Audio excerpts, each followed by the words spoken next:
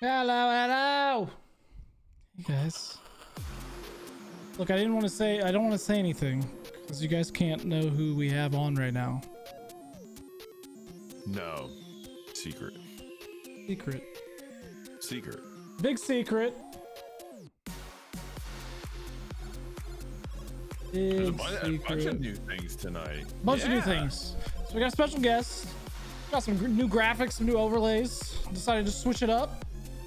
So I hope you guys like the overhaul. But other than that, I guess we can tell you who's here now. Yes. I hope everybody will join me in welcoming Mr. Bobby Boucher. Oh, sorry. No, that's the wrong one. Wrong. That's Bobby. the wrong Bobby. That's my bad. Wrong Close Bobby. enough, though, honestly. I've been called worse Yeah, that's fair. by you. Yeah, that's fair. Also fair. Wow. Oh man. All good. Well, welcome back. This isn't the first time. Bobby was Bobby our very first guest? I think he was. I think- do believe. I think Bobby Was was, I really? the OG. He was the original guest. I Hell believe yeah. I do believe you were, honestly. I think he Now was. I know about it. Yeah, honestly. Yeah, You I were. know I've so. Yeah. been here before for sure. I don't remember if I was the first guest or not. Yeah, so yeah, so welcome back, man. We're glad to have you back. Wasn't sure when we were gonna start bringing, certain people back, but definitely, definitely glad to have you back. Got a lot to talk about tonight. I'm super excited, but let's start off with the norm. My weekend was good. My week was good. Today was a little long. I'm exhausted, but it's fine. It's fine. I'm fine. I'm enjoying work, guys. I'm so happy that I have a job again. Hell yeah. So yeah, but yeah, my week was good. Not a lot happened around here. Didn't really do much. Played a lot of games. Had a lot of fun. And here we are. It's, I'm entering my third week of work. I'm like officially like doing things. No more training. So it's a little rough. It's a lot. It's just a lot. Mhm. Like when they told me that they like it'd be a good idea to get luckily I had my stream set up right, but they were like, hope you have some extra monitors, and I was like I won't need them. No, I definitely need them. Like, it's crazy. So I'm glad I already had them. They're actually talking about us going back into the office. They don't know when yet, but it's actually like a subject at work this week. Like, people are talking about when we might actually go back into work, so we'll see. And they sent out this list of like long ass processes that we'll have to go through in order to even like on the very first day we get back to be able to go back into the office. I was like, I mean, at least they're fucking like taking the proper precautions, but like goddamn. Like, I was surprised they didn't need like a blood sample. Like, fuck.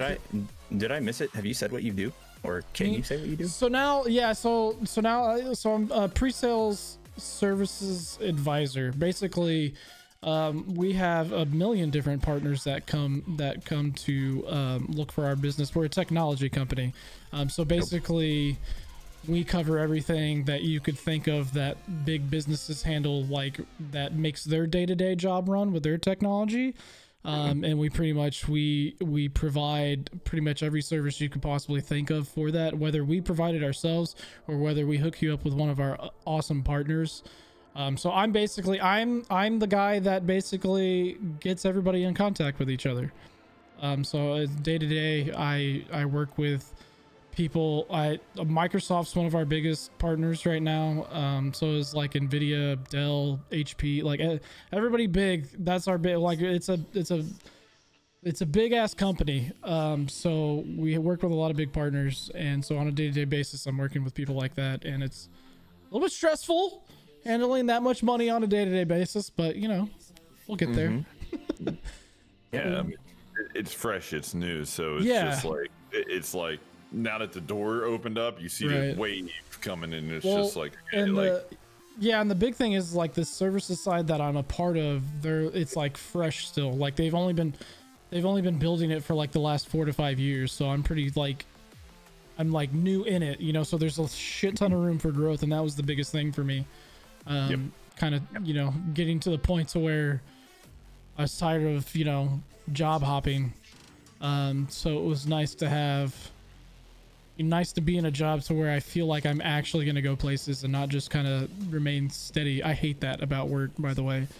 Yeah, I think that's so typical in a 9 to 5, unfortunately. Yeah, no, 100%. And it's frustrating, right? Like, been doing it my whole life, and you know, you get to the point to where it's like you feel like you can't grow anymore, and I hate that. Like, I am not claustrophobic, but I hate feeling like I'm stuck. That's the biggest thing for me with work, man. I don't mind working. I love working. Like, I was bred and raised to work. Like, that was what my dad instilled in me from day one, you know, whether it was sports or a job or whatever, you know, work your ass off. And, you know, that's what you got to do to get places in life. So like, even, I mean, 6-7 months without, you know, having a job, I was grinding, you know, streaming and gaming because it gave me that same feeling. And so I hate not working, but like when I get to a place to where if I'm with a company and, you know, I get promised all these things, and which is what happened in the past, you get promised all these things and then you end up staying in the same spot for 10-15 years. Like, nope, that's not me, man. I don't care if I'm never CEO. I don't plan that. That's never the end goal for me, but like being in the same low level position, that's never going to be my main goal. Yeah, I've definitely felt that myself. Like, it's one of those things where I don't feel like I'm stuck necessarily, but I do feel like I could do more. The problem is the only way I can do more is to get a degree in that specific field. Yeah. But it's only tailored to that. Right. Or you find another, you know, place to work, you know, where, like you said, you have that growth potential. Yeah. I mean, that was the big thing with this one. I got pretty lucky with this one. This one, they definitely, it's one of those positions that they, like most applicants, they ask for a bachelor's degree at least. But I know a couple people that work there, so I got pretty lucky that I was given the opportunity. So there you go. I'm excited, man. Yeah.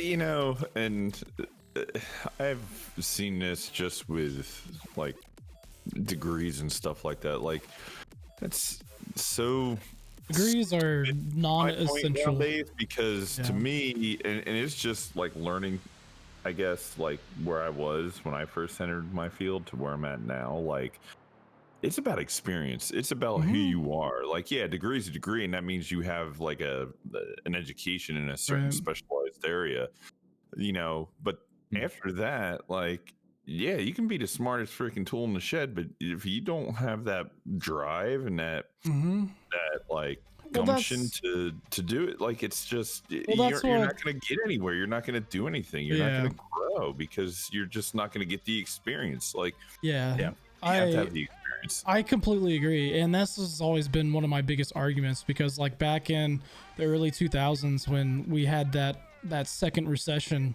and things were, or you know, recession and things were looking, you know, bad for a lot of businesses, it kind of changed the script on a lot of things. We went from caring about experience to only caring about degrees, and the reason why is because during the recession, that was the cheapest way for these big businesses to hire people, right? Like, I can hire somebody straight out of grad school or straight out of college with a 4-year degree and pay them little to nothing, even though they are specialized in this area. But I don't have to pay them anything because they don't have experience. But as soon as that guy like Verge or me or Bobby walks in there with 10 plus years of experience, guess what I'm going to be looking for? I'm looking for more money because I have the experience. You're not going to have to waste money on training me. I'm going to go in there and I'm going to do the job just as good, if not better than most people, because I have that tenured experience, right?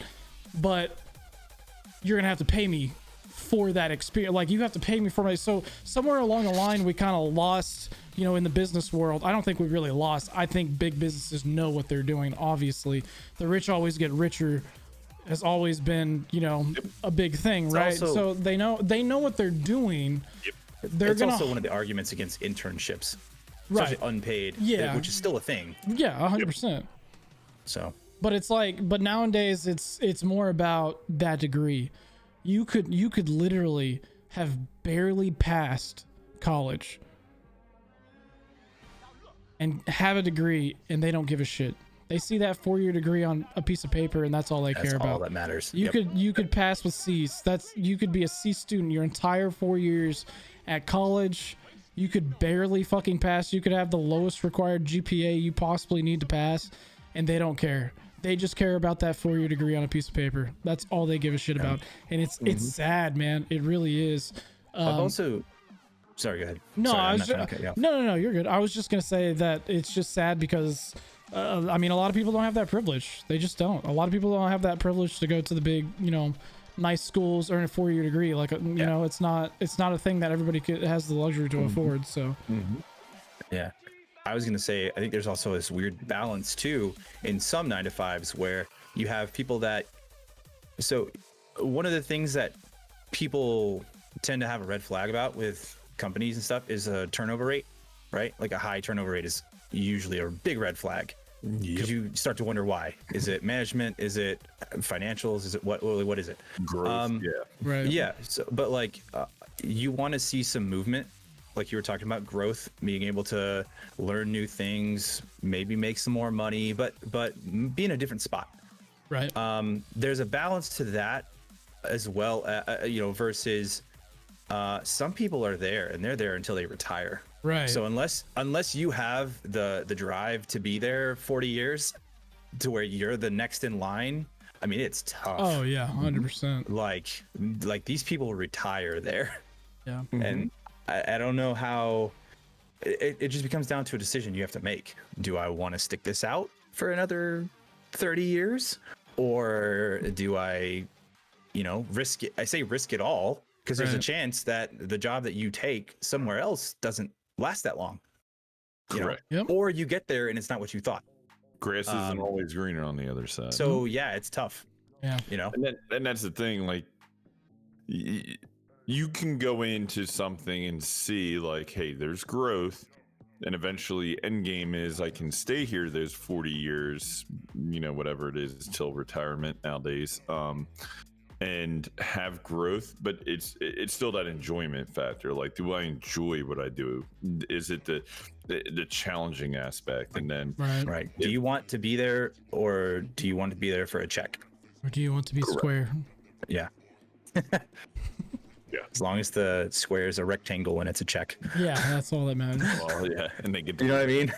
Yeah, and I mean Yeah. that's one of the biggest things too, is that you have you have you're kind of in between generations. You have the old generation that that is used to working their ass off and doing what they have to do to keep a job and continue moving forward in that job, and paying bills and providing for their families and stuff like that. And then you kind of have this new era where it's kind of a mixture, because you have millennials that some of them were raised properly by the old ones, and then some of them were accustomed to the spoiled rich lifestyle, so they weren't raised properly. And if they have to get a job, then they don't know what the fuck they do. They don't know what it means to work at the age of 16. So it's just one of those things to me. I mean, some people work because they actually enjoy working, and some people, like Bobby said, are just there to collect a paycheck, and that's just It's very obvious, the two. Yes, as 100%, well. 100%. So huge. You can kind of spot that within moments Oh yeah, 100% of working there. Yeah. So it's just So it's and I get it. Yeah. Like some of it I get. I understand that it's a means to an end. It's like, hey, if you can get a job that puts food on the table Right. and a roof over your head, then sure. You may not always like it, but it helps. Right. And I get that. There, I see that side of it too. But yeah, it's tough. So yeah.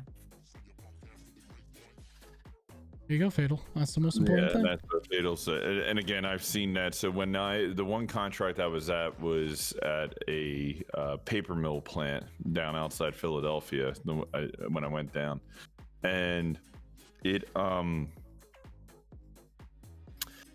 you could see like there were families in there, like literally, like first generation, second generation, like there were like grandkids working with their grandfathers in this plant. Like, I mean, and that's what they did, and they loved doing it, and it paid them very well.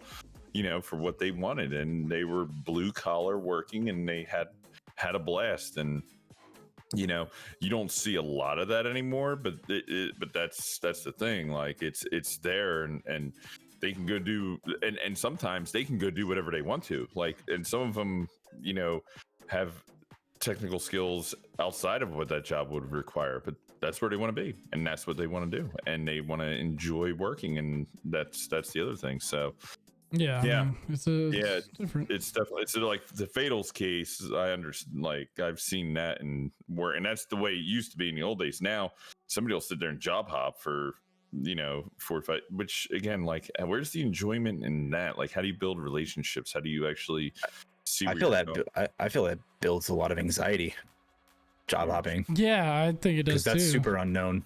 Yeah, it's like commission-based stuff for me. Like, I've never looked at a commission-based like job and thought, yeah, that's the job for me, because not knowing where my paycheck's coming from or if it's coming. Yeah. Or because there's nothing set in that. Yeah. How ruthless it is and cutthroat that is, like, too. Yeah, and I'm all about competition, but nah. Well, and nobody's playing fair in those. That's the thing. Yeah. Yeah.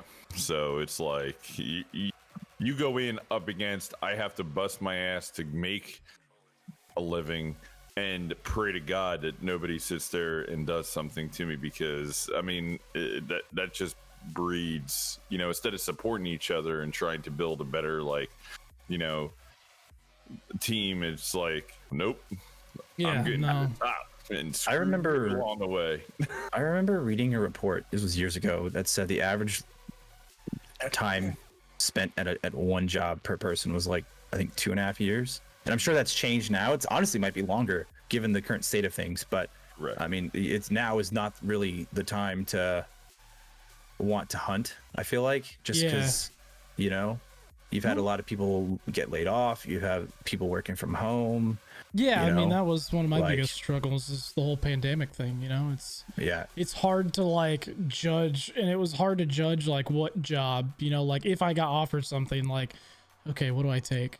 Because it's like, do I risk going into an office full of people still because they're too stubborn to want to close their doors for a little bit? Or it's probably close to 4 to 5 years now on average, but 2.5 years, that's nothing.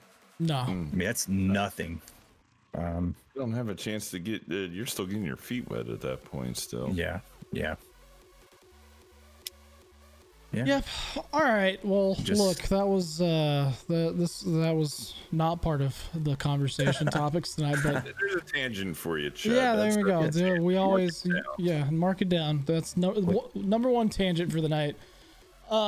So they're gonna learn you something. Yeah. So I mean, the big things that we wanted to talk to Bobby about. Obviously, we had a lot of opinions that are starting to flow now about obviously WandaVision, and now the Falcon and the Winter Soldier has also had their first episode, and then we wanted to talk a little bit about obviously the new Justice League, the Snyder Cut that came out, and among other things. And I know Bobby has a lot of extensive knowledge on Marvel. I know he pays attention to it a lot. Somewhere along the lines, we've said, me and Verge have said it before. We're old school. We have that extensive Star Wars knowledge. But Bobby's overall just a knowledgeable guy, and I know he pays a lot of attention to the Marvel stuff. So thought it would be a good chance to bring him in, get his 2 cents on everything. I know I've expressed. Wow. Okay, I can't talk. I know I've expressed my opinions on WandaVision. It just wasn't for me. And that's fine. I appreciate everything that WandaVision did, the story that it told. But now that we've seen what has come from Falcon and the Winter Soldier, to me, I think I'm just going to enjoy this storyline more. And I think, and that's just because I feel like this is the story that I really wanted, post Endgame movie. I want to see what it's like in the full world, right? And we didn't get much of that in WandaVision. I think that's why WandaVision, even though I was I still enjoyed the lore behind it, the story, Like there's a lot about it I did enjoy. It just wasn't like, it didn't hit that spot for me, I guess. And I think Bobby's gonna probably learn me on some stuff today about it. I'm sure there's a lot of stuff that I've missed. But what I've seen so far in the first episode of the Falcon and Winter Soldier wasn't like the greatest thing ever to me, right? But it's giving me that kind of, hey, aftermath of Endgame feeling a lot more than WandaVision did. And so I think I'm just going to enjoy that more. I mean, we'll see. It could end up being like the worst story ever, and I'm just going to be pissed off. But like for right now, what I've seen, it just feels a lot better to me because I get that full world, you know, hey, this is kind of life after Endgame type thing. So that's where I'm at. Urge, how you feeling? I feel great. Okay. I enjoyed WandaVision. Yeah. Which a lot of people, most everybody did. It just, like I said, for me personally, didn't hit that spot. We talked about it like it didn't hit that nail, you know, for you. But no, I really enjoyed WandaVision. I've enjoyed learning the more about the Marvel cinema and how they present things. The first episode of Winter Soldier and Falcon, that was nice, very well done. I like how it just like went there right away and started with like action. It captivated you. I was with my brother-in-law yesterday when we were talking. He's just getting into WandaVision now, and I said, listen, just get through everybody that I tell who hasn't watched it, I was like, get through the first 3 episodes and you're gonna be fine. And he was like, well, what if I just skip it? I was like, no, don't skip it because there's still a lot of information in there. Yeah. Relevant. Yeah, it's all important. Correct. So I really like though how, you know, the new one jumped into the action right away. And I do like how what Sam was saying, it is going to show us what people are struggling through, just not like how we can relate to normal life right now with an everyday struggle. Like you saw that in the first episode, like that's real stuff that goes on now, minus 5 years that passed since you vanished and then all of a sudden magically came back. It's showing those type of things with that. And then, and then when we talk the Snyder Cut stuff, we'll talk about that was good. Yeah. Y'all will definitely know more about that than I will. I don't know much about that. I don't know much about it either. It's just a straight up opinion about how that. Which I guess we could talk about that first. Bobby, I know you want to talk about WandaVision. Oh no, it's cool. I don't pretend to know much about comics because growing up I wasn't a huge comic fan. I couldn't read them because I didn't have time. It was like I lived so far away from literally the city, so like growing up I had to choose what I wanted to do and fill my time that way. We lived like an hour away, so by the time we got home, it was homework, bed, and then repeat. So I did sports. So I mean, I try and keep up with all the MCU as best I can, but I don't know. That captivates me more than DC stuff, I guess. Right. Well, I think the thing that, and I tell Sam this all the time, the way MCU presented everything and how they set everything up, and now that they have a stranglehold on it, was phenomenal. DC missed out on that opportunity. They got a little bit of it back with the Snyder Cut because they were storytelling again. Right. But Marvel is well ahead of the game in that. And I think sometimes DC saw what Marvel was doing and they tried to shove this out to try to compete with them like really fast. And it wasn't a clean, crisp. And I think that was obvious. Oh. Yeah, they tried to match that whole feeling that Marvel always had in like the Avengers movies. You know, you had action-packed, super awesome moments, and then you had your super raw emotional moments, and then you had a lot of comedy in there too, you know, because that was the world that they built up. But, you know, they tried, like Verge said, they tried to overcompensate and tried to do the same thing that Marvel did without putting their own touch on it, and it showed because they destroyed that movie. Still not winning because supposedly Wonder Woman 84 was absolutely horrible. It was trash. So what are they? Yeah, you said it. You told me. Yeah, it was. It was trash. I mean, like, my whole thing is I feel like, and I just based like, because the first movie was great, right? But with 84, like, and I want to put most of the blame on the pandemic. I really do, because like most of the problems with the movie were the like production area. Like it was just poorly done in my point of view. Like it was just poorly done. And then the story wasn't like that great. Like it felt very like this could have waited and they could have done a much better job after the pandemic. Like that was my feeling. Was it the cyberpunk of movies? No, Cyberpunk was fucking fantastic. That's a terrible comparison. I still think one of the biggest things, well, not one of the biggest things, it was probably a big thing, but maybe not the biggest thing. When I remember watching Justice League in 2017 for the first time, if we're comparing the two, universes, I guess, the comic book worlds, Marvel and DC, right. we didn't have a Flash movie. We didn't have a Cyborg movie. Well, so the difference... We didn't have Aquaman until after Justice League. So you're introducing all these characters. You're introducing all these characters with no build-up. There's nothing to them. It's just, here they are. Right. And what did they do in Justice League? It was like, hey, look, there's a bunch of people with super abilities. Next thing you know, hi team. And you're like, right, exactly. Well, it's like, what happened from you discovering that there's some weird stuff? Like I told Sam as soon as I saw Snyder Cut, we were talking about it. The Cyborg arc inside the Snyder it's incredible. Cut. Like that. Thank you. That's what I was looking for in the first one. And I've heard that his part in that is way better than, I mean, obviously than the first, but like way better. But I'm just wondering how much, because I admittedly haven't seen the Snyder Cut. I mean, it's 4 hours long. I'm wondering how much of that could have been chopped up into an origin. Right. Well, like so the difference, standalone. The difference here, especially with like the Flash, is like Marvel had nothing before they started the MCU. With DC, they have a Flash show, so you have a backstory already for the Flash. Oh, sure. It's just right. Yeah. I get the point you're making, but I'm not saying they're still doing it right, because I don't think they are. I think going with the way Marvel did things should be the way that everybody does it. Like, I know it feels cheap to kind of take that and do the same thing that they did, but like, you're never going to be able to beat it.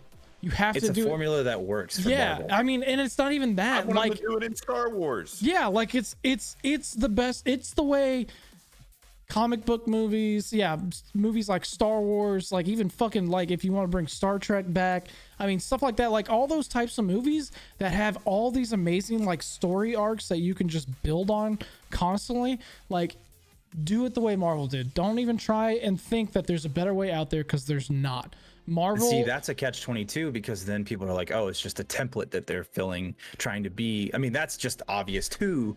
Trying to emulate another studio, you know what I mean? And that's kind of like that to me. People, the few people that are gonna sit there and say that are the same people that are sit there behind their keyboards and try and cancel people. Like that's along the same lines as me, because as long as you're doing it right, I don't care. Steal it from somebody else. I don't fucking care. Like, I want to see the same formula that Marvel used in DC. That's what I want to see, because I'm not saying the same style of movies. I'm not saying use the humor that they used in the moments that they did. I'm not saying, do it the way I'm just saying the way that they did their story arcs. Universe. Yes, the way they built that universe, it's perfect. Right. There is nothing wrong.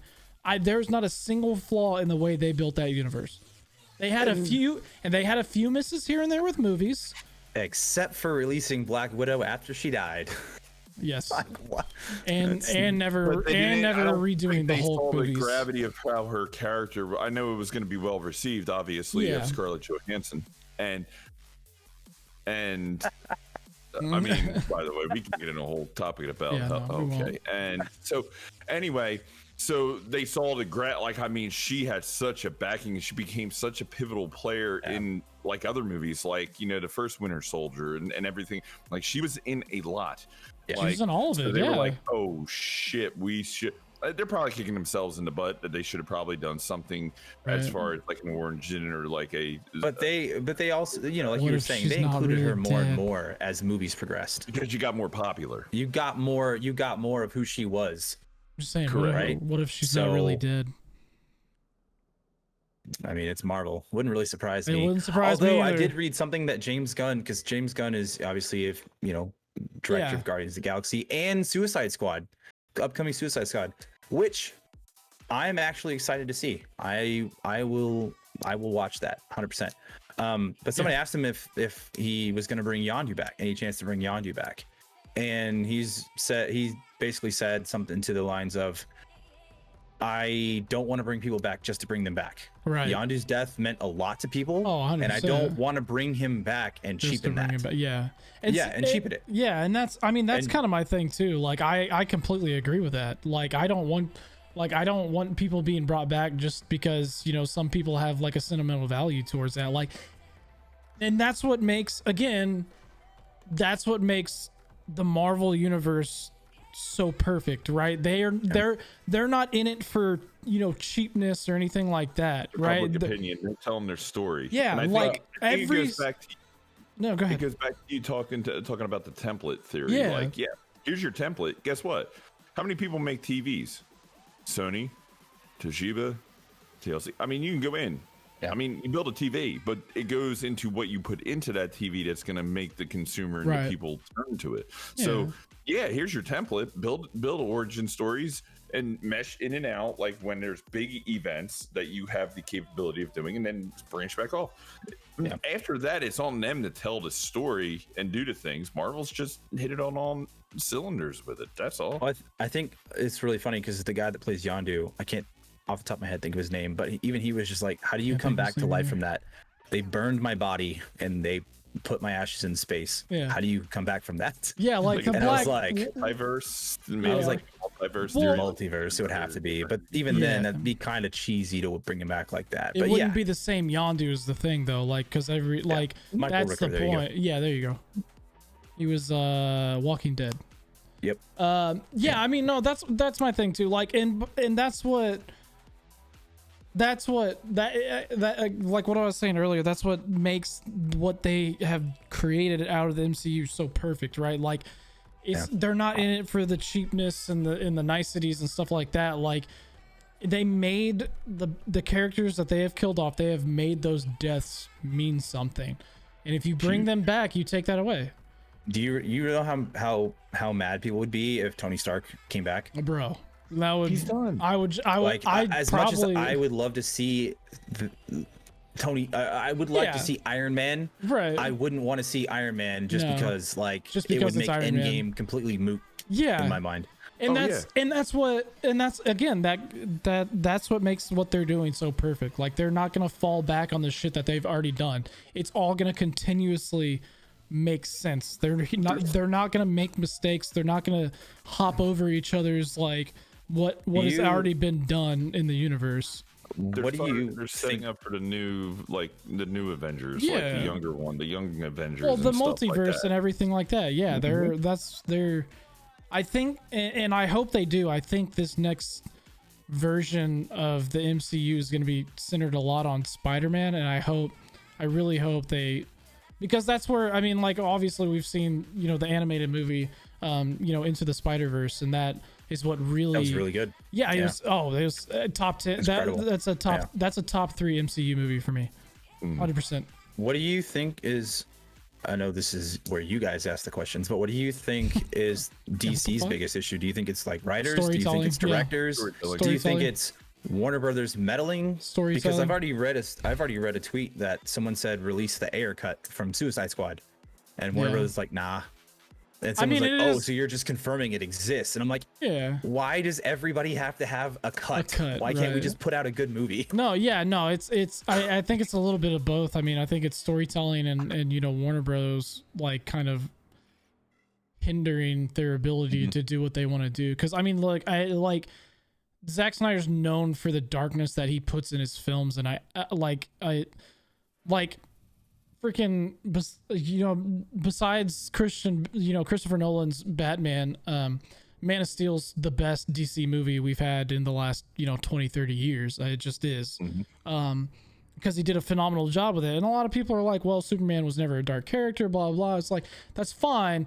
But Zack Snyder was doing the exact same thing that Christopher Nolan did with Batman. He brought a human, that human nature to it. The possibility of it being a reality, obviously we don't know what exists out there in the universe and whatnot, but that's what he was trying to do with Man of Steel, and that's what Nolan did with Batman. He made that, that he pinged what Nolan did with the Dark Knight series. He pinged it in our head like, hey, this is a fucking possibility. This could be a real fucking thing.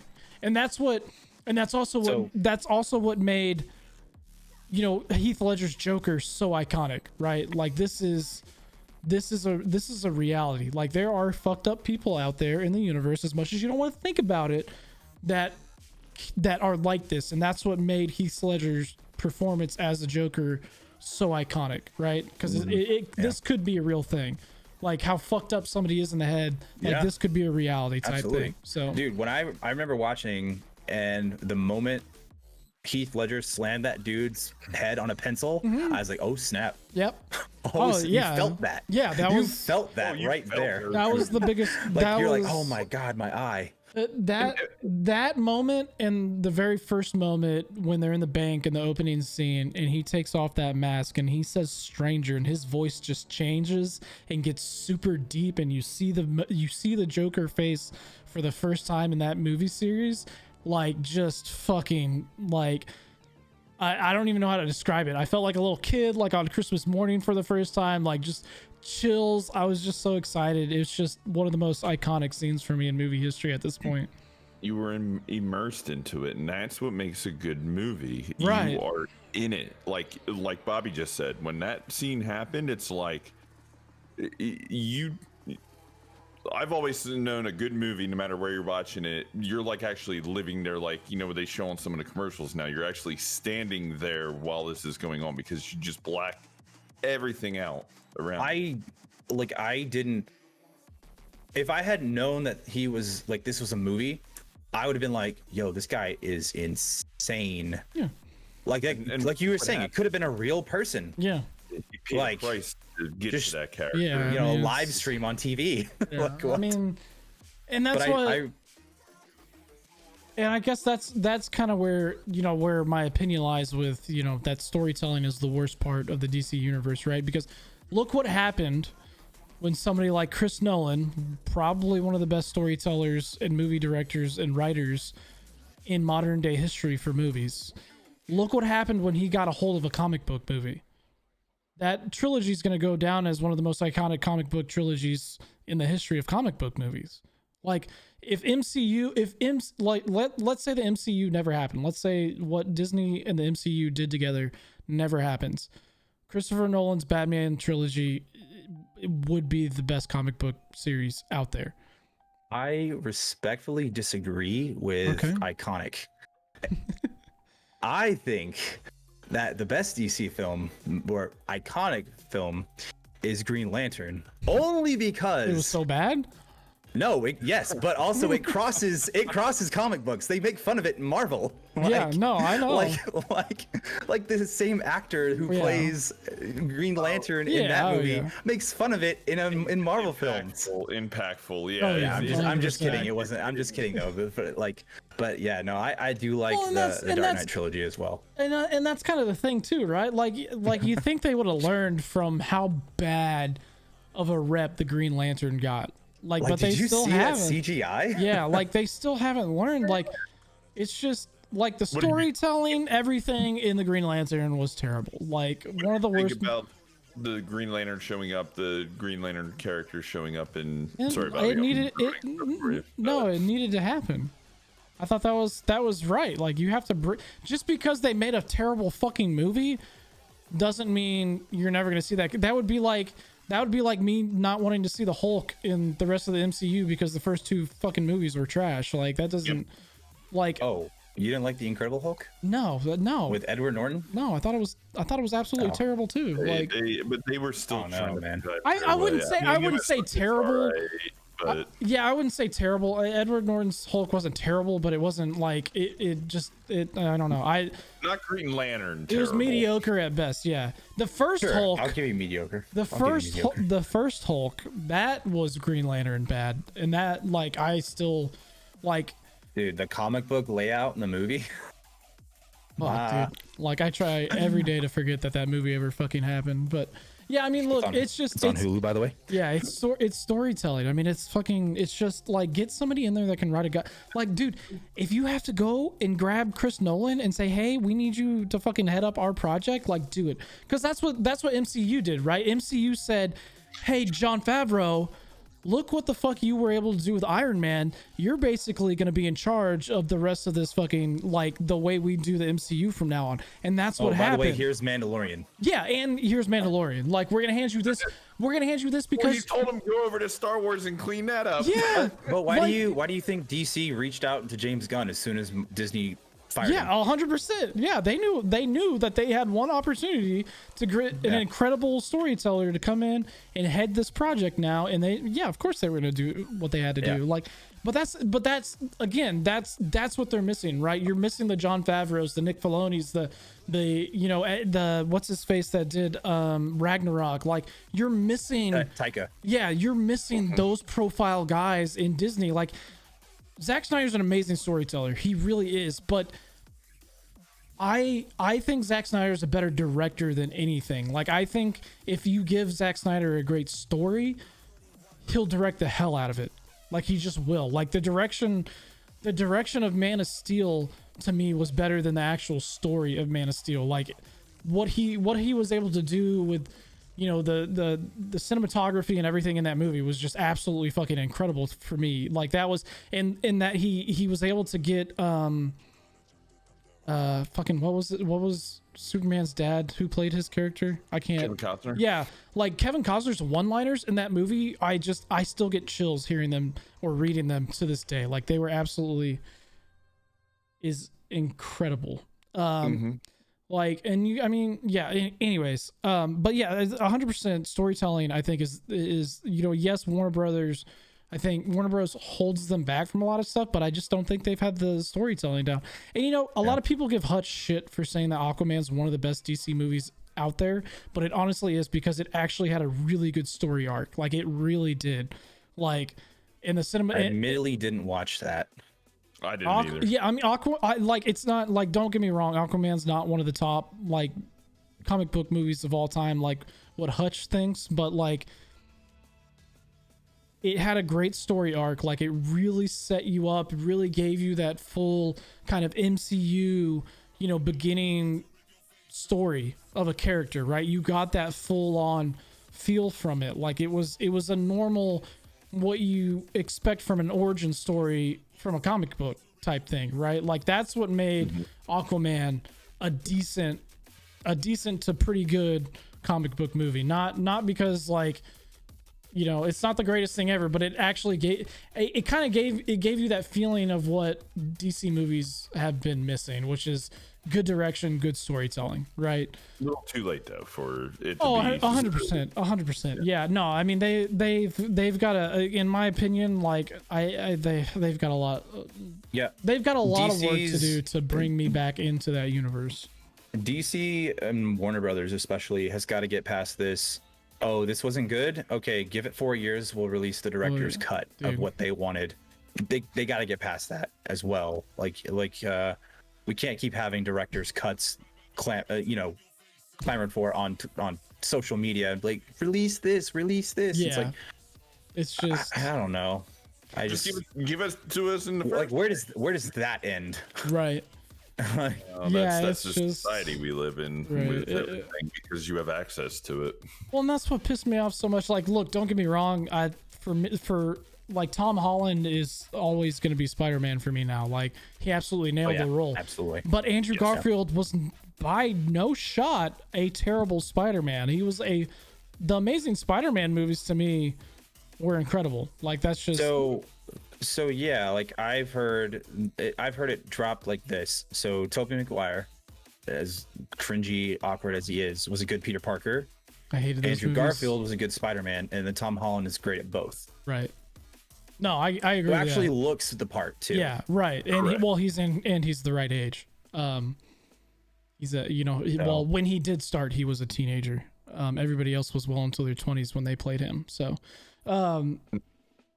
but yeah, he's also got, yes, even though he's a little bit he's barely into his 20s now, he still looks like a fucking teenager, which is why he fits the part. But yeah, I mean, I thought the Amazing Spider-Man movies were incredible, and the reason I thought they were better than the three that Toby did was because they were so close to the comic books. Like, a lot of people were like, well, who the hell is this Gwen Stacy person? Like, this isn't fucking what's her face from Mary Jane. Mary Yeah. Jane. It's like, yeah, dumbass, because she was the original Spider-Man girl in the comic books. And guess what? Just like in the movie, in the comic, Spider-Man girl. yeah, like, well, it's like Bond girls, Spider-Man girl. Well, and she was like, and like you had, and just like in the Amazing Spider-Man 2 movie, in the comic books, Gwen Stacy died, and that's what made room for Mary Jane. A lot of people don't get that because you see what. You only saw She's Tobey literally saved Maguire's every time. version. Yeah, you only saw Tobey Maguire's version, and just straight up the entire time being Mary Jane. It's like, no, that's not how the comic books went. Like, and I get that, and I get that they're not like, I don't know. I like and that's why I'm okay with the Tom Holland Spider-Mans as well. But like, I will say, yeah, the first trilogy, Spider-Man 2, I was a very big fan of Alfred Molina, who played Doc Ock. Yep. Great. And rumor, Yeah. I guess, is that he's coming back. But yeah, I thought he was a good cast. Well, for yeah, Doc I mean, Ock. this is where we get into the the multiverse, which is what they're creating in this second phase of of the MCU. This is their grand plan. And I think it's a good one because I honestly think they were planning on going a different direction, but then they saw the feedback that they got from the animated Spider-Man movie Into the Spider-Verse, and I think they were like, hey, we need to start drawing up plans for this because I think this is the direction we need to go. And I think that's incredible. Like the multiverse like faction of the whole thing, if they do it similar to what the Spider-Verse movie was, like, it just opens up so many different things. You have so many of the same characters, but from different universes, right? And I mean, we get little Easter eggs of multiverse in the last Spider-Man movie. Well, and you get it now. You got it now in WandaVision. Like, Sure. Yeah, oh yeah, it was a huge central. But like, yeah, You could see where it was going in WandaVision. but like, Yeah. I'm pretty sure the boat that they were on in the last Spider-Man had 616 on it, which Yeah. is like Earth 616. yep. And then you have Mysterio in there where he's talking about that, and Yeah, I don't know. Yeah, so I'm super excited. I really am. Like, I think this is going to open up so much more. I think they have so many more possibilities. I'm hoping that they should, like, because they showed it off in WandaVision, I'm hoping maybe they bring in a little bit of the multiverse to Falcon and Winter Soldier. Like, who knows? So we'll see. I mean, I think they've got the plan. Obviously, we haven't yet to be disappointed by the MCU, so it's not like I'm like, don't have my hopes up. Like, of course I have my hopes up. It's the fucking MCU. They've done fantastic. So What do you think's next for Snyder and DC though? I have no idea, man. Like, I mean, I get, like, we won't go too much into it, but it was a much better film. Obviously 4 hours is a long time. You can't just let Zack Snyder continuously make 4-hour films. So Without splitting them into parts, at least. right, yeah. I mean, That's some what you do. See, that's the thing. Like, he, I no, Just- yeah. no. Go The ahead, difference is Virg. it's a streaming service versus a theater. Well, No. Well, yeah, but again, he had those origin stories inside of a movie that was supposed to be about Just he the took- Justice so League. He took Iron Man, Thor, Captain America, and he threw it into the Avengers Yeah. movie. Like, all their Yeah. backstories, like trying to cram and figure it all out. Hence why it's 4 hours long, because a good chunk of it shows what's going on with Cyborg, the Flash, and so on. Like you Well, know, the yeah, recruiting that Batman was doing, but it was too crammed in. If you take out those parts, they even got into more Aquaman stuff. You take those parts out and make them their own separate movies. Now you have a very condensed Justice League. Now you can expand on that Justice League. Right. If you take those out, how different is it from the 2017 though? It's still different. I mean, it's still different because you don't have like the only way to describe it is that the original Justice League that Warner Brothers put out is a dumbed down, childish version of what Zack Snyder's cut was. Mm-hmm. Like a very compact, childish version of what Snyder's vision was, and that's why it was just.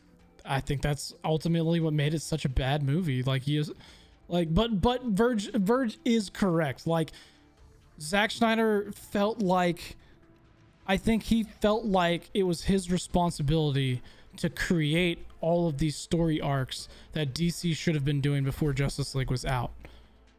Like the mother boxes, like I didn't know what the hell those were. That's what they're called, right? Like, is that what? Yeah, they are. Yep. So, you have no idea what the hell these things are in the first movie. You're like, all of a sudden it's here. When did we first hear about Infinity Stones in the MCU? When were they starting to troll that? I mean, literally Captain America. Right? So you knew, at least started to know, like, oh, they're around, and we learned more about what was going on. I don't know. Now we're thinking, where's Thanos? What's he doing? Like, now all of a sudden it's like, oh, here's these mother boxes, and all of a sudden now we're going to annihilate the world. How many years? Actually, Infinity War. Now that I'm thinking about it, I don't know if it was actually referred to as an Infinity Stone, but I know that what's his name that played Red Skull. You knew what it was. Yeah, you had an idea what it was, but that could have been like the order of movies that came out. So it wasn't. I don't think I honestly don't think they were actually called the Infinity Stones until Guardians of the Galaxy first came out, the first one. But I think that was the first time. Yeah, I could be wrong. But you still knew. Like, here's this magical space thing we don't know anything about. It's all powerful. It's doing all this stuff. If you knew the comics, and from what I've learned, like retrospectively, I didn't know about it at the time. I was just learning as I progressed through that series. So say somebody was very versed in the comics, as soon as they would hear that, now it's being introduced. So now they start to know, okay, how are they going to start to introduce the other ones? What's Thanos doing? There's a whole big picture going on. And so that was the other thing too, is they spent at least 6-7 years building up Thanos. Like we saw him. When did we see him first? Avengers. The very first Avengers. 2012. Yeah, 2012. Yeah, and then Infinity War and Endgame come out in 2018, 2019. 2017, 2019. I know that Endgame came out in 2019. Yes. I just don't remember. I think it was 2017 or 2018 for IW. But they spent a lot of time building up to Thanos and that battle. And so you have Justice League where this bad guy comes in. It's like, okay, like obviously I know who you are, but who are you? But it was like 2018 was Infinity War. 2018. Okay. There's Darkseid. Like, okay, like there's nothing thrilling about that. Like, oh look, he's ultimately like, how do we get to this point? Like, what is going on? Like, I don't feel it. Like we were talking about earlier, the immersion into it was not there. I felt like I was just watching something versus actually being in something, and it's because of the whole thing we've been talking about. They didn't build it up to that point. Yeah. Nope. Yeah. No. I 100% agree. It's just like I said, I think that's why the Zack Snyder cut was so important. Like you got to see, I think, what is wrong with the DC universe. Like you have somebody like Zack Snyder's that knows what he's doing and can really bring life to that universe, but he's held back because you have shitty like direction and stuff like that with the plan of what they want to do with it. And what does Marvel keep doing? Just rolling on through? Now we're doing a streaming service with these great hit TV shows. By the way. Like it's just. I would like a Static Shock movie. That'd be fun. DC. Yeah. I'm actually, personally, the funny thing is, I'm actually really excited for Robert Pattinson's Batman. I really am. I'm excited for it, and I hope. Good. In shots we've seen. I think he's a phenomenal actor. I know everybody looks at him and sees, Twilight, but like if you watch some of his other movies, obviously since he's, been done with Twilight, and Harry Potter. Like he's a phenomenal, like serious actor. Like they killed him off quick in Harry Potter to get him to his next movie. Yeah, that. Just kidding. That was kind of J.K. Rowling's thing. Yeah, fucking Twilight. Anyways, yeah. So I mean, it's just imagine Static versus Hot Streak in a movie. That would be good. Yes, 100%. But yeah, I know. I don't know. I just feel like DC's kind of past that point of return at this point. I think they would have to do a lot to really repair the damage that they've done. I think the Snyder Cut may have been like kind of bridging the gap there, but I have zero faith. I really do. I've said it before. I don't feel like DC knows the direction they want to go. I don't feel like well it's not even DC, right? Like it's Warner Brothers. Yeah, Warner Brothers. I don't feel like they know where they want to go. That's why they keep rebooting characters every so often. It's like I think they're trying to. Why are we? Because they're trying to keep up with Marvel, and let's throw this all against. They're which they need to stop. Against the wall, and it's not sticking. But that's where they need to stop because Marvel is. It's not sticking, not because of the cast. Right. It's like you were saying earlier, it's the storytelling. Yeah, 100%. It's the storytelling and, lining those things. I mean, that was what, Verge has said it time and time and again. And it's the same thing with, the Star Wars universe that, when me and Verge talk about the Star Wars universe, you've got a billion different story arcs out there in Star Wars and the MCU. But look at how well that MCU and Star Wars has lined those things up. That's what makes Star Wars and the MCU, right? It's not necessarily that the quality of movies, obviously, especially with something like, the Star Wars, prequel trilogy and post trilogy.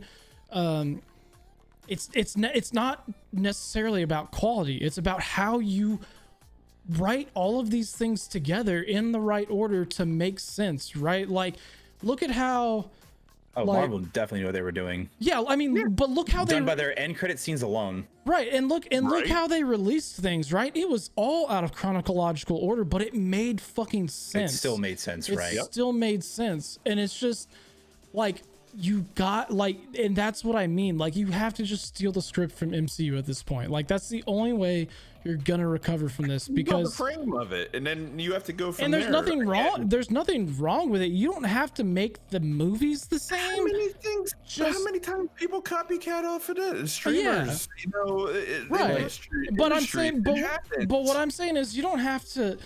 Like the movies don't have to match up. Like you just have to find that the same way that they did it, right? Like you just have to say, hey, this is the order that these movies need to happen, and this is the type of movies we have to have, and then we can worry about the other Justice League movies, right? Like the setting up of the stories, the building the characters. That's what makes Marvel at the same, like initially, right? Like yes, okay, they have the story arcs, they have, what order and everything making sense, but like, bro, if you learned anything from the MCU doing what they did, it's giving us that character development. That's what invested us in the MCU. Exactly. No, exactly. Who, like, before, and I've heard this said several times, before the MCU, who gave two craps about Iron Man? Yeah. Nobody. Unless you were into comic books, which some people were, but not many people were, right? But not many people cared about Iron Man in general. But MCU made him look so cool, bro. It's the same thing. And you were so invested in him. Yeah, you see his progression. They put the right people around him. It was you see his progression from the first movie all the way up until his death. You get emotionally invested. It was just a never-ending arc. What makes a good single-player video game? I want to be emotionally invested in what the fuck I am doing in that character building. Why people like Last of Us. Yeah, that's why Last of Us so good. That's why Rockstar has always nailed it with GTA and their Red Dead series. I mean, it's that character building. I'm getting emotionally invested in this person. It's like a real face-to-face relationship, and that's how people that's how people sync with it. That's how they picture it. When I'm going to a movie and I'm watching this guy, like, you think that if Endgame just came out without any type of story arc behind Iron Man, people would have give a shit if Tony Stark died? They would have like, oh, Tony's dead. No. But like, that was moment, quick. that moment when he took that and he's sitting there looking at that, you're like, he's gonna kill himself right now to save. Yeah, he's gonna everybody. sacrifice when himself. You look back at his main character when he first started into Completely different. He wouldn't have done that. He wouldn't have done that. Absolutely not. Like, Absolutely and like you said, that emotional investment, like, yeah, that was a very. And that part ties back to Doctor Strange saying, "If I told you, it won't happen." Exactly. Because he knows the kind of person that Tony Stark is. Yep. And that's why we see him 5 years later. He's like, "I've got a lot to lose. I've got a wife. I've got a family. I've got all this, and I stand to lose a lot if we fail at this." Yep. And it just, I love how there's an overlap. Yeah. So Favreau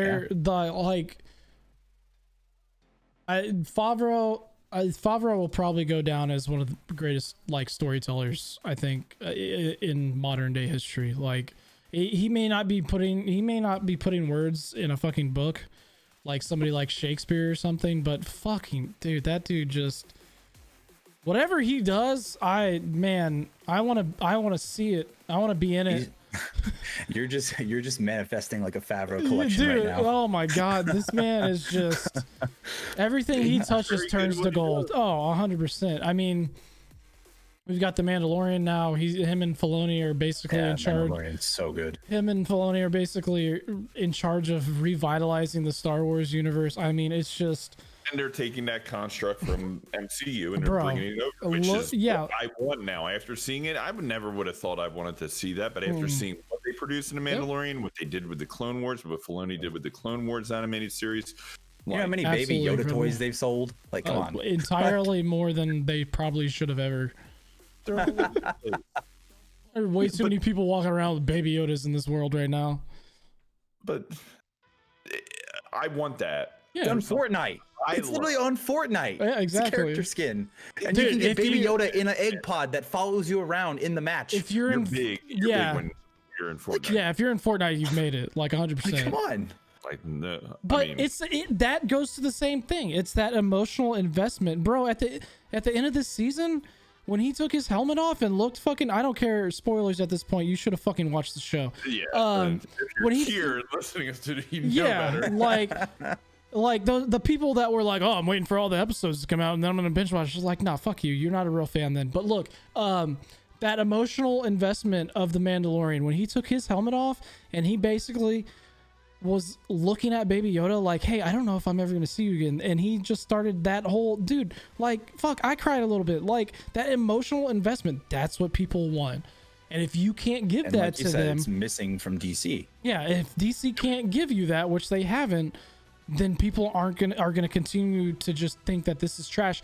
And that, in my mind, is why Man of Steel still, like, right now in that little universe, even though I don't think Henry Cavill is going to be returning as, Superman, like, that's why that sucks. Man of Steel, I like him as Superman, dude. I love him. Problem. They can't keep these guys. Look at what Marvel did to secure Downey. That's what I'm saying. Yeah. Reboot after reboot. Can't do that and be successful like that. It's like you're like, oh, this is a new guy, and it takes away something out of the storytelling because, like you said, look how long it took them to find the right Hulk, and they found the perfect Hulk. They need to get away. You got to keep them there, and guess what? Of course, you got to pay money. But if your films are making the damn money, you're going to be able to pay them and keep them and keep. Why do you think people don't like in association with Marvel stuff that Sony puts out? Right, because they know it's not going to last. Sony meddling, it just doesn't. It doesn't. It's not right. Yeah. There's pieces missing. I mean, look what happened when Sony wouldn't give up the rights to Tom Holland in that Spider-Man series. MCU people were pissed. Yeah, people were pissed, but fucking Disney was fully prepared to, hey, we're gonna have to relaunch Spider-Man now. Like, that's how it is. But then look what happened when Disney got a hold of it. Right now I also think that was another reason why we have a multiverse going on. Well, I think in my theories in the future, we're already seeing this. If you saw the Morbius trailer, right? If you saw the Morbius trailer, you've got Vulture, the guy that plays Vulture, Michael Keaton. Right. You've got him in the trailer. Right. And so I think we're going to see Sony and MCU. I think we're going to see the two. Well, yeah, that's the whole point, because they're bringing all three Spider-Man. They're bringing Andrew Garfield and... I'm just saying, like, I think we're going to see that in the multiverse at some point, because if Yeah. you, like, Tom Holland's in New York, Venom is in, like, California. Right. Like, these are different universes or different sides on purpose. Right, but that's what I'm saying. So- Like, they're bringing all three of the Spider-Men together. Like, Andrew Garfield, Tom Holland, Tobey Maguire, they're all supposed to be in that next movie. So it's, like I said, they have ample room. But yeah, no, that's just like Man of Steel is the best DC movie we've seen, you know, obviously besides, I don't really count Nolan's stuff, because it's not a part of, you know, what DC was trying to do with the Justice League arc, obviously. But like, Man of Steel was the best one of any of those movies, because you got that emotional investment. You built that character.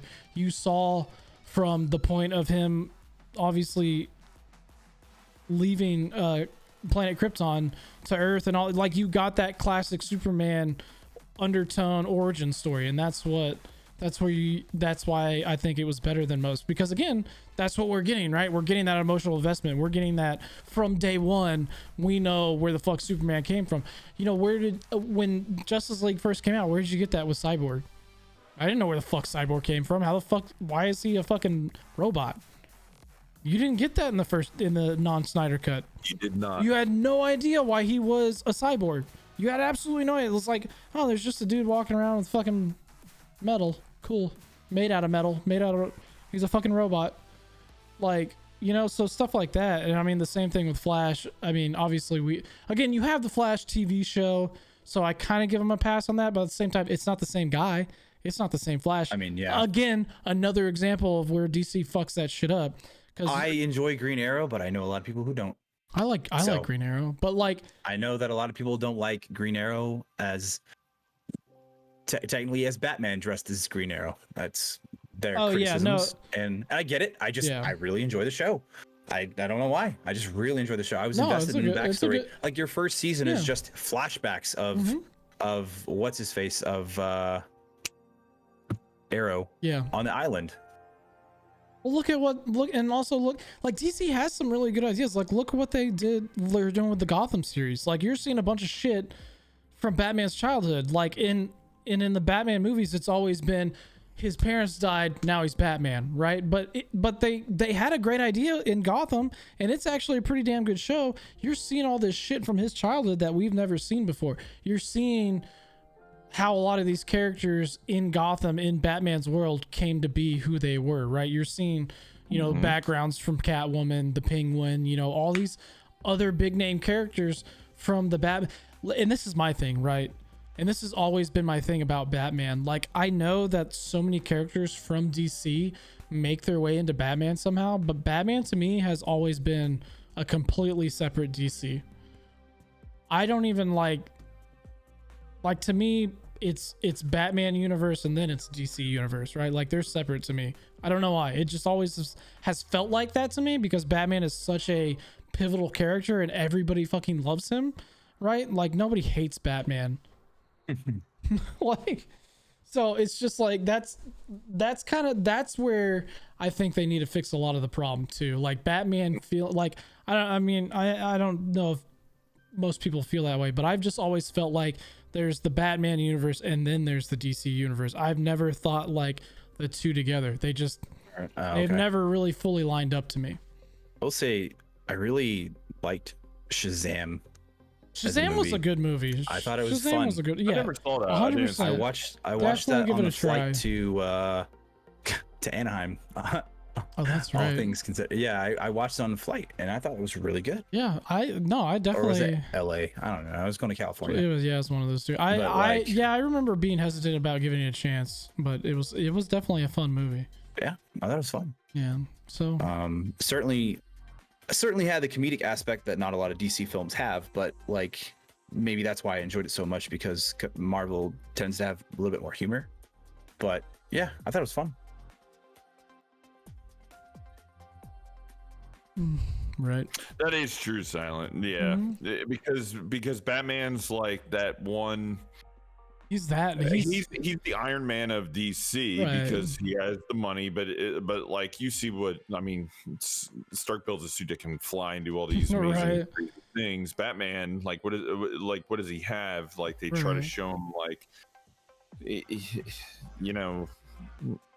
Plus, even before Heath Ledger touched Joker, Joker is still, in my mind, one of the greatest villains of all, like if not the greatest comic book villain of all time. Like he is the pinnacle like villain, man. Like it's always been like when I was a kid, it was always the Joker and Darth Vader. Like those were the two darkest villains when I was a kid. Like those were the guys that if you were playing in the backyard with your friends and you're playing, you know, lightsabers or playing, you know, I'm fucking Batman and you're Robin, the villain's gonna be like Joker and Darth Vader. Like that's just how it is. You weren't trying to portray anybody else, you know, and you kind of like that was just how it was. Like and that's what no one grew up saying I'm Iron Man. Yeah, no one said that. Which is sad, but now they are. Yeah, now Iron Man mask left and right. I have my own working Iron Man mask. Like, come on. Yeah. Like, it's just one of those things. Like, like he has all of them. Thor, Hulk, like all of them. Like Batman. Like, look at your background. Like, yeah. I mean, it's Gambit, not just. I grew up. I would Gambit. love to see like an actual Gambit movie. Oh, 100%. I grew up with the X-Men animated series. Like somehow incorporated, but a movie would be nice. I mean, I want to see all those characters. I grew up throwing cards because I thought I could be fucking Gambit. Like literally. Oh, same. Yeah, same. Literally, like that was me. The original Raging. Trying to throw a card, have it stick in the wall. Yeah, like Dad. Yeah. Hit my dad in the back of the head one time. He turned around, smacked me. I will say that one flood. Then you were like, oh, it actually fucking worked. I will say the one thing I do wish had happened sooner. Obviously, stuff takes time, but the whole Disney and Fox thing, I wish that had happened sooner because I would have loved to see Hugh Jackman as Wolverine in the MCU. Like, I think that would have been great. Yeah.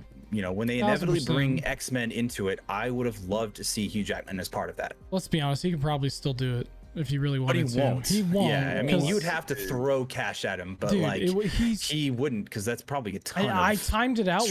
Body. I timed it out one time. It was almost 20 years that he played Wolverine. Like that's insane to think about. I think it was. I think it was 15 actually. Like it was a long time. Yeah, from the very first time that he portrayed Wolverine and X-Men to the very last Wolverine movie. Like, yeah, it was damn near 15 years. Like it's insane to think that someone like he was kind of that pivotal point. Like he was the guy that I think gave Robert Downey, the ability to do what he did with Iron Man. Like, and that's the thing that doesn't make sense, right? Like you saw what you guys were able to do with Hugh Jackman and Wolverine. Why do you keep recasting every other fucking role you ever make? Like Batman, I get, because again, like I said, I've always seen Batman as a separate universe from DC, but like, it just doesn't make sense to me. Like, why you continuously recast these phenomenal actors. Again, I thought Andrew Garfield played an incredible Spider-Man. Like, and when they recast him, obviously for Tom Holland, I didn't know anything. Nobody knew anything about Tom Holland at the time. But it was just like, okay, here we fucking go again. Like another fucking Spider-Man. Great. Another Spider-Man. Yeah. Like that was, I mean, my thought was that at the time I was like, oh, another Spider-Man. Like, why are they? And then you sit there and you watch Homecoming and you're just like, wow, this is actually really good. I get it. I like Tom Holland as Spider-Man or as Peter Parker. I like this. I'm gonna keep watching these. Yep. That's nice. Yeah. Now keep them there. Thank you. Yeah, another Spider-Man, another Uncle Ben death, right? Yeah, like how many times? Except for Homecoming, we didn't get that in Homecoming. It's the same thing with fucking Batman, though. Like, how many times do I have to see fucking Bruce Wayne's parents die? Like, can we stop? But I think that's the reason why people liked. Well, not another reason why, but I think that's a big plus. Yeah. People didn't see that in Spider-Man: Homecoming. You didn't see. Right. You didn't. It You was. didn't It get was that. understood. Right. It was already Because you understood. saw him living with his aunt. Well, yeah, because that's that. Yeah. And everything like that. That's that. Yeah, because they knew, like, and that's why what separates what DC's We need to move doing away from this. Yeah, that's look, he gets bit by a spider. Okay, no shit. Can we move on past this point? Yeah, that too. Right. That was gone too. yeah. I mean, that's what makes what MCU and Disney like does well with their storytelling work, and what makes DC's not work.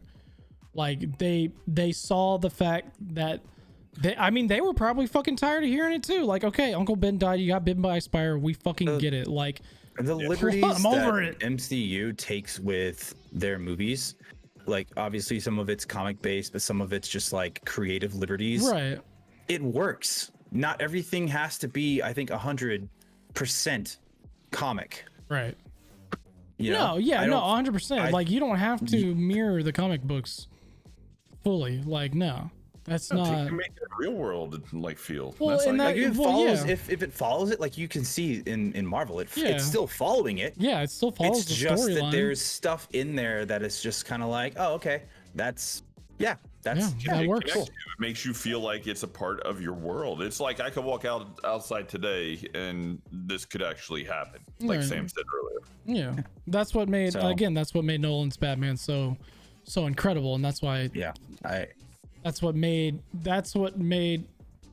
that storyline work, because it was believable, right? It changed. I like Christian Bale as a Batman as well. So He was a Yeah. great Batman. Yeah, no, a phenomenal Batman. I mean, it just proves that guy's a fantastic actor. I mean, look at he maybe doesn't make the best choices in method acting, like when he's losing and Like gaining yelling at weight people on set? constantly. Yeah, well, that too.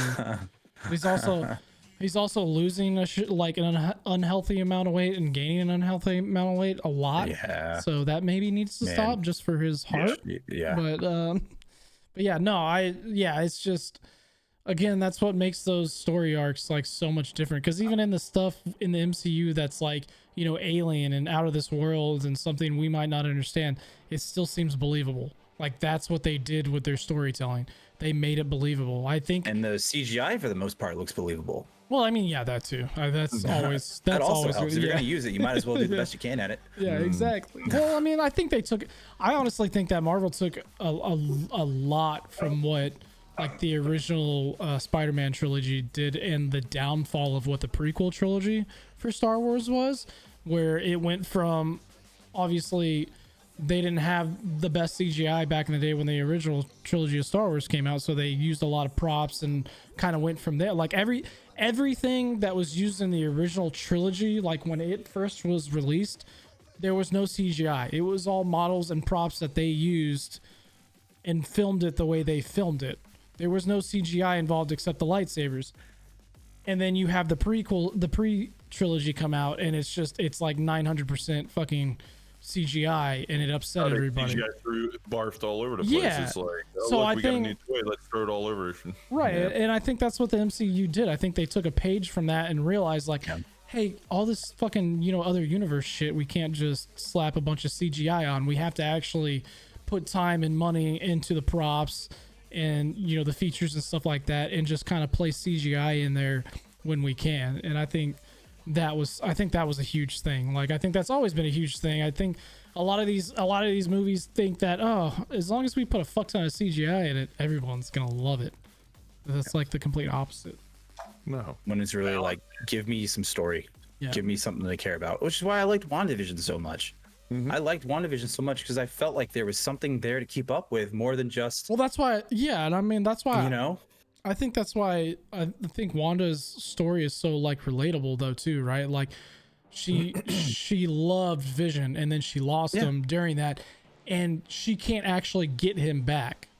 Right? her grief Like, and her pain is what shapes that reality. it's so and it's realistic the only in that reason why point. Vision's back. Right, and that's what makes her arc, you know, like super realistic, right? Because everybody else kind of got somebody back, right? But Wanda didn't, because they couldn't bring Vision back.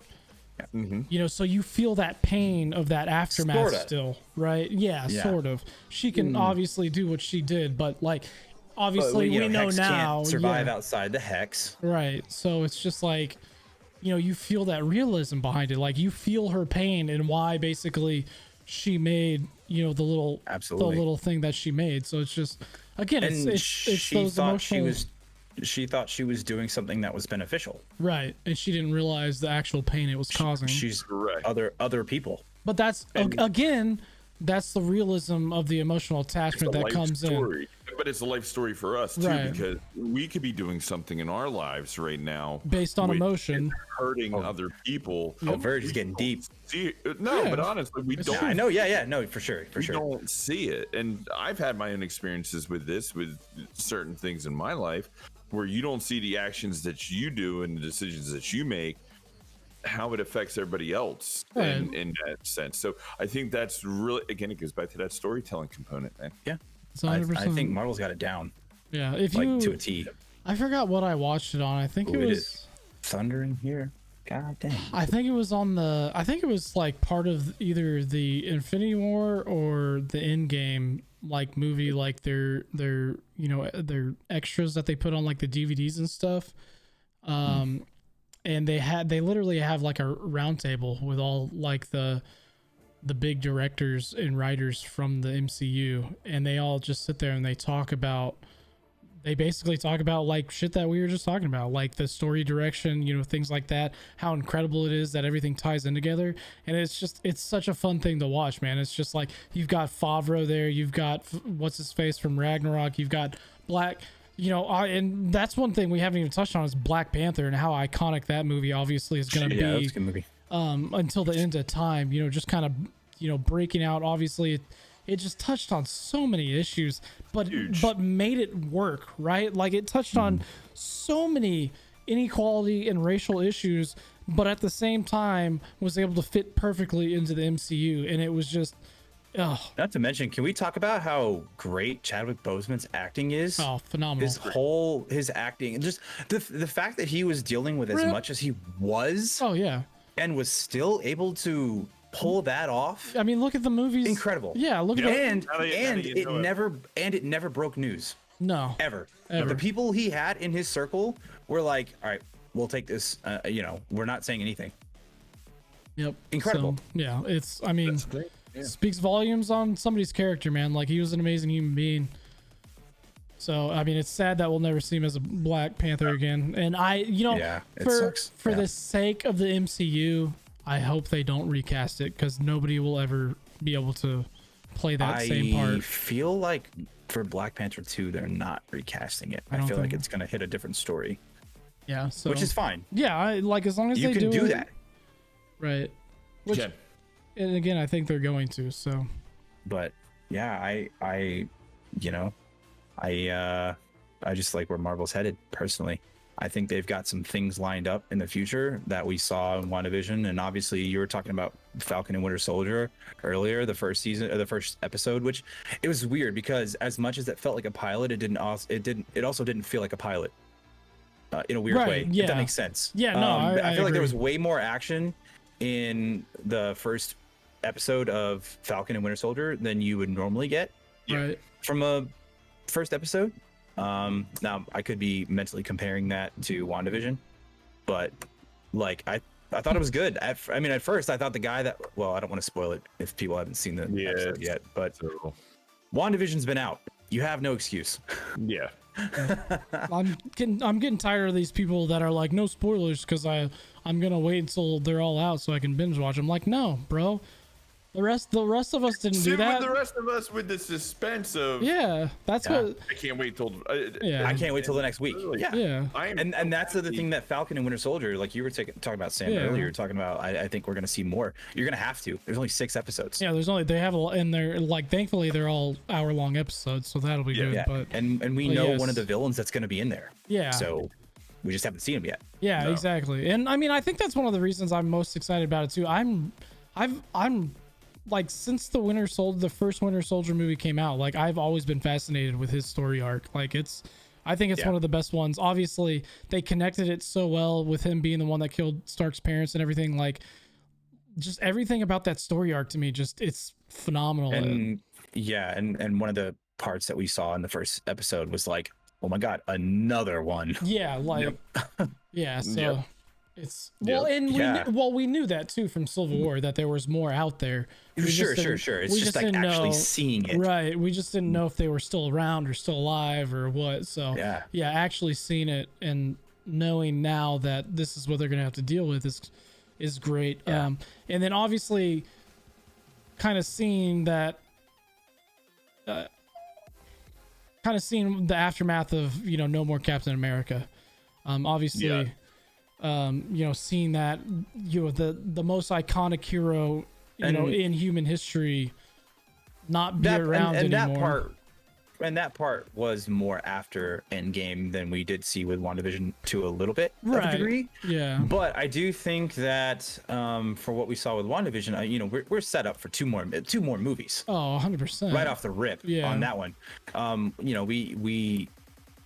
think WandaVision, like obviously going in, it's about Wanda Maximoff and her pain and suffering, and it just sets up a larger picture for the MCU as a whole, I think, because you're introduced to White Vision, which we see what happens with him, and I think that because of what we saw with him, I think we'll see the other Vision. Like, I think we'll see Vision again as we knew him, because White Vision has no ties. Like, he's this soulless weapon. And once those memory banks were restored, and he can actually remember Wanda, like I think we might actually see it, because Vision was created in the pain, but that power from Wanda is still somehow tied to the Mind Stone. Right. Well, so when he touched Vision in the same spot, you still got a little bit of that yellow tint. And I really feel like part of that, I really feel like we're going to see Vision again it's because they obviously they gave us a little bit more backstory on it as well. It's because Wanda's always been kind of tied to the Mind Stone. Sure. Yeah. So sure. I think that's a possibility. The best way to describe, White Vision was that White Vision is literally what people were afraid in Civil War that Vision was going to be, or Ultron. Ultron. That's ultimately what it was going to be. Like, that was their manifestation of him. Bringing him back like that was to turn him into a weapon, no more, no less. Right, exactly. So that was what he was supposed to be, and then obviously we got the real Vision. So I thought that was a really good story arc that they kind of showed that, right? Like, that's kind of the reason that White Vision is here right now. Like, you're seeing what the actual Vision was supposed to be like, and then obviously the version that came out type thing. I loved Agnes in the show. Yes. Because Agnes was, she's an integral part of Scarlet Witch's 100% story. But I also like the fact that she was tied to the Hex, but she also wasn't tied to the Hex. She was there playing the part, but you didn't know that until she revealed it. Right. And it's like, you kind of knew who she was, I guess, but if you knew the name, but like, to see the whole 2-in-1 in one kind of thing was really cool to see how it played out, because like, she's walking through the motions of Scarlet Witch's reality. Right. She's just walking through the motions. Right. Which, that was another thing. I was so happy when they finally were able to call her Scarlet Witch. Right. Yeah, because you'd never heard that yet. In any of the since Ultron, she's never been Scarlet Witch. Yeah, she's only been introduced as the twins and Wanda. Yep. That was the first time we finally heard it. Yeah, and that was amazing. I was like, yes. And then again, this is what the MCU does. This is what Disney and Marvel does. Like, there were so many more tie-ins too. You had freaking what's-her-face's daughter, Brie Larson's best friend from Captain Marvel. Rambeau. Yeah, you had Rambo's So she's going to be known as Photon. Right. Photon, right? Yes, Yeah. who's She'll Photon. be known as Photon. Right. They just didn't say that yet. Right. But that end credit scene ties to Captain Marvel too. Exactly. You saw a scroll and they're like, hey, a friend of your mom's wants to meet you. Yeah. It's like, oh, okay, we know who that is. Yeah. So it's just like, now, is that the kid? Do you think Rambo? No. The scroll. They're saying that's like the child that was in. That was in the first. Oh no, I think didn't it's think about Nick that. Fury. I think it's Nick Fury. I think he said he would like to meet you or something like that. No, the actual scroll that's there, like that's the little kid in the first one, like what's his name's Oh, it was the kid scroll from the first one, is what you're saying. Oh, that's what you're asking. Yeah. That's what I heard. I don't know. I don't know. I didn't look into that much, but I heard the same thing. I think it's either Nick Fury or what's his face, Coulson. I think it's one of the two. Because if you kept up with Agents of S.H.I.E.L.D. at all, guys, because Agents of S.H.I.E.L.D. actually goes right along with the entire MCU. Agent Coulson is also somebody that was brought back to life using the scroll technology. So there's that. Something else that could possibly. I'm still inclined to believe. I'm due to the storyline of what we got in the first Captain Marvel. I'm just more inclined to believe it's Nick Fury. Yeah, no, because agree. when we last saw Nick Fury, he was in space. Yeah, but Coulson was also part of Captain Marvel, so. Like he was just starting out at the agency. He wasn't at that in point. Space as of the last MCU movie. So I get that. You're right. Yeah, we'll see both of them at the same time again. Maybe we will see both of them. Who knows? Maybe they're chilling together, living with their alien blood. Like I just think I think especially with the end credit scene one of my favorite movies in the MCU is Doctor Strange. Yeah, no, hands down. I love Doctor Strange. I love it. Just ties so much together. The visuals in that. I love the visuals in that movie. And if there's still people that don't know that Wanda is going to be a big part of that movie, Doctor Strange 2. And if you didn't catch it, if you didn't know that, you should have caught it at the end. There's a parallel between how she's learning magic and how Doctor Strange was learning magic or learning mystic arts. Right. So we see her sitting on the porch drinking whatever she was drinking. She gets up, walks into the kitchen. The camera keeps moving. We see her astral body. We see her astral form studying that book. Right.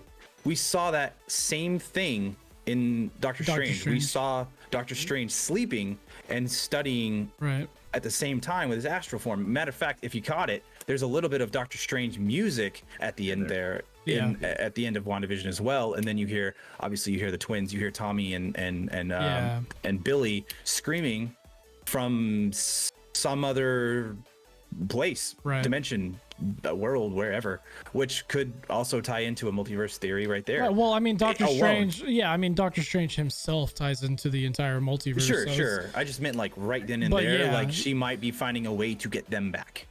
But and that's kind of that thing, and that's why she has to be a big part of the next Doctor Strange film, right? Because both of them single-handedly are one of the main reasons that the multiverse ends up existing. Create their own multiverse each. Yeah, exactly. So, do you think, and this is just my opinion, that ending of WandaVision itself, there was almost like a transition to like a movie style to it? Like for a while, like you knew it was like you were getting the quality of what it is on a show, you were kind of getting it, but like that ending part was like I felt like I was like almost seeing a prologue to the movie. Like I was like getting ready to go like see a scene. Like I felt like they just changed up something. Well, I think that's one of the things that they've done well is making sure that those series, the TV series, even the first episode of Falcon, like I think they both have the same characteristics of what you would see in a movie. Yeah, like their quality. I definitely think that like I'm wondering just how far this goes, because I feel like as much as it might not have been an Easter egg, it very well could have been an Easter egg when we saw Pietro come back. But he wasn't Quicksilver as we saw him in the MCU. He was Quicksilver as we saw in X-Men. Well, yeah, and that's where even though it turned out to be some dude named Ralph. But like was that an egg to be like? Right. I mean, I think it was meant to be. You don't intentionally bring in the same Quicksilver from the X-Men universe without in that scenario. Like That's you what I'm just saying. don't. I You just think don't. I mean, there's movies down the line. They've announced one that's called The Mutants, and I think the same guy that's directing Spider-Man, the Spider-Man trilogy, is also directing that one or writing that. Maybe it's the writer. Either way, he's going to be involved in the same movie. So like, it's The Mutants. I think that's what it's called. Hinted at it again with heck, Monica, right? Rambo. Rambo, like Yeah. Monica Lewinsky. because she passed through the barrier so many times, she herself. That's how she got her powers. Yeah, that is how she If got it her weren't powers. actually a mutant in a sense, Right. like she's not born with it, but like It's, they're dropping it. I mean, it's kind of like Deadpool. Deadpool had so much stress on his body that he just Right. kind of. We're talking about, and I'm talking about the movies. I'm not talking Yeah, about no. comics. We're talking about movies. Oh, I think that the way that they explain Rambo getting her powers and becoming Photon was brilliant. I thought it was great. Like you have this without that hex being there, you don't see Rambo get her powers. You don't see Photon be introduced. Hell, you don't even see you don't see Vision at all. Like I said earlier, you don't see Vision at all because the Vision that we saw can't survive outside the hex. The Vision that was created can, which was really cool, factoring in the fact of Vision waking up those data centers in White Vision because he can live on outside Well, it. his Whereas body, it was there, and he's connected to the Mind Stone with Wanda, so there's still something exactly. the stone had with her. Well, also power. that I feel like I'm pretty sure they powered him using some of the power given off from the hex. That's how they powered White Vision in general. So that's still part Yeah, of that Wanda is- anyway. Yeah, no. That's still part of Wanda anyway. Yeah, and Wanda, know? and we saw Wanda as part of the Mind Stone. She had her powers Yeah. before, obviously, but like now that the stone chose her to amplify it, and she has essence of the stone, just like Captain Marvel has the essence of the Power Stone. Power Stone, right? Is Yeah. that what hers was? No, because the Power Stone was purple. Oh, Tesseract. What was the Tesseract? Blue. Is hers the? Yeah, I Tesseract think, is blue. yeah. What's that stone? Hers No, is the Tesseract because it's from the that's first. just- yeah. That was like the first one. I'm just Because I that was just her. can't believe Because if you remember from that- Captain Marvel, that was when they first started. That like even though Captain Marvel happened, way later in the timeline of, Release. Yeah. releases, that was how Earth got the Tesseract, was the whole Captain Marvel thing. Yes. Then that's where she got that. Her powers, like Vision's, come from directly from the Tesseract and her, being intertwined. It was, Yeah. It was the explosion from the engine because Right. that engine had But the that power was of the right. But Tesseract. that was how Nick Fury got his hands on the Tesseract originally, which way down the road obviously opens up into the very first Avengers movie. Like that's why right. Okay, it's in Shield's possession at the time of the first Avengers movie because of the They whole had it all that time. they've been protecting it that entire time. Yes. and then I think inevitably it ends up in Odin's treasure room Correct. somehow.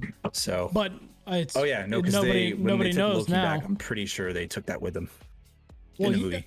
Well, yeah, They did. because that's how but then that's how Thanos gets a hold of it, is that after Ragnarok, Ragnarok, when they're on the Loki ship. still has it. Loki stole Right. it before they got out, completely. So, anyways, who knows where the fuck He it really is is now? the worst brother. He really is. He's such Yeah.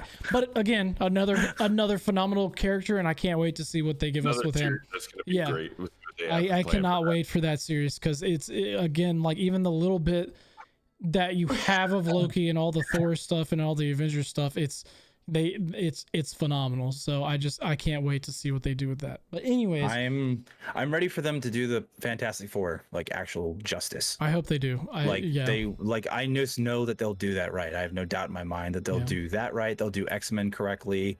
Like we're gonna see Deadpool join as well and make cameos. They were already filming the third Deadpool at Marvel Studios. yeah. As soon as that deal struck too. Yeah. No, So it's like we're gonna see these characters all together at one point down the line. Yeah. And I'm really excited for the upcoming slate of what we have. Blade. Can't forget about Blade either. Blade's Yeah. gonna be good. Yep. Like the guy that played Cottonmouth in what's the show? Luke Cage. He's gonna be the guy that plays in Blade.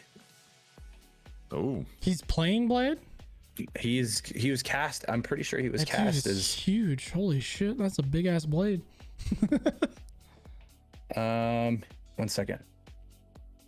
The guy that plays Luke Cage too. Also, let's talk No, about. Cottonmouth. Oh, Yeah, that's Cottonmouth. Oh, okay. Yeah. I can't think of his name. Ali. Yeah, Ali. yeah, Ali. Marshall Ali. Yeah, Marshall Ali. Ali. Yeah. That dude's a phenomenal actor, so I'm okay Yeah, with that. it's gonna be good. Yeah, I mean, like again, like we can't say it enough. MCU, has just absolutely nailed it. Anything that Favreau puts his hands on just instantly turns to gold. And But I love that these shows are being created because it's like, it's you know, kind of a placeholder, kind of a filler, Right. but also like still important. Because Right. if you don't watch WandaVision, you miss a lot of stuff. That's why yeah. that's why I was saying to you, I was like, I feel like we saw way more than just Wanda's reality. I feel like we saw a lot of a glimpse into future MCU and how that's going to come to be. You know, that's why I was just kind of, I don't know. And that's why I think that Falcon and Winter Soldier is a good change of pace from that too. right. Yeah, so I'm excited, and can I, you know, and because we are gonna end things soon, because we've been going a super long. I knew this was gonna be a long episode, Sorry. but no, you're good. This is what we No, you're wanted. good. But like, can we talk about the Netflix Marvel series and how pissed I am that we're never gonna see those again? Like, I am so upset. Where did they move them to?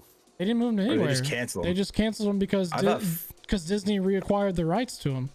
I thought Daredevil was still going on somewhere. Maybe not. No, they're Maybe I'm all wrong. dude. The Netflix, like Daredevil, like that whole universe that Netflix created themselves was phenomenal.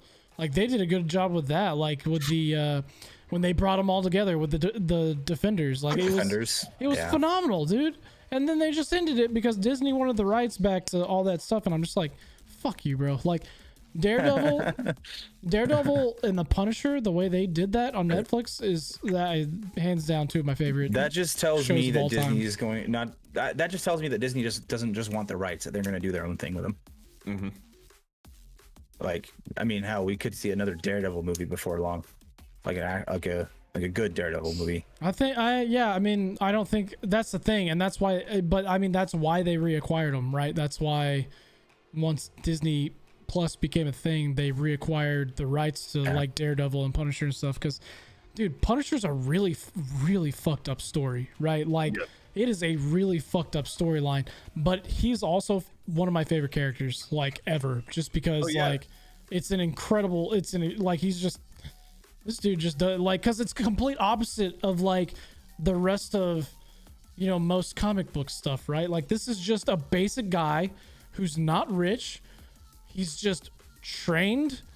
He's a military trained man that took revenge on his family getting killed, you know, and now he kind of uses that training for good after he went through his whole revenge story thing. So his story has always been like incredible to me.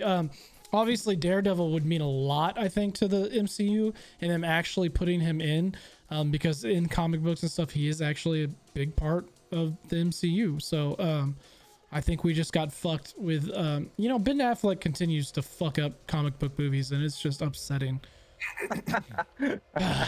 But you know, you would think We're not that even going they to talk about Elektra. you would think that they learned their lesson when he played Daredevil, and then they turn around and have the audacity to put him in the fucking dark suit. Like, come on.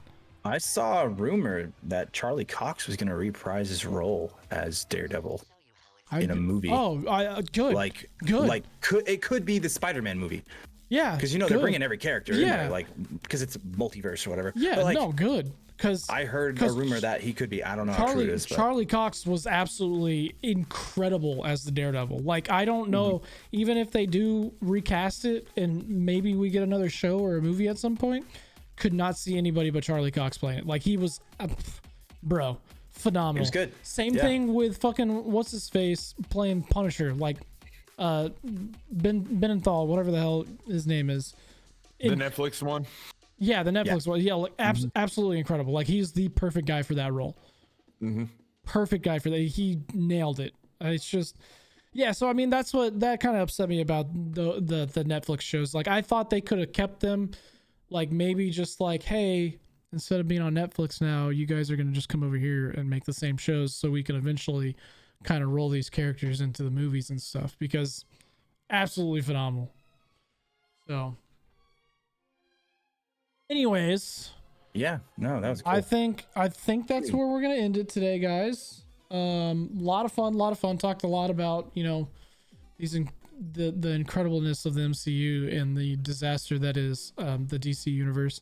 But a lot in the future. Can't wait for, you know, and we didn't talk about a lot about this either, but you know, all the exciting, you know, Star Wars stuff coming up as well in the next few years is going to be amazing. All the new stuff that, you know, we're finally hopefully getting away from the Skywalker saga. And then, dude, you know what I'm actually excited about, Verge, is that there's more and more rumors that we could possibly be getting like the next series, like trilogy for movies for Star Wars.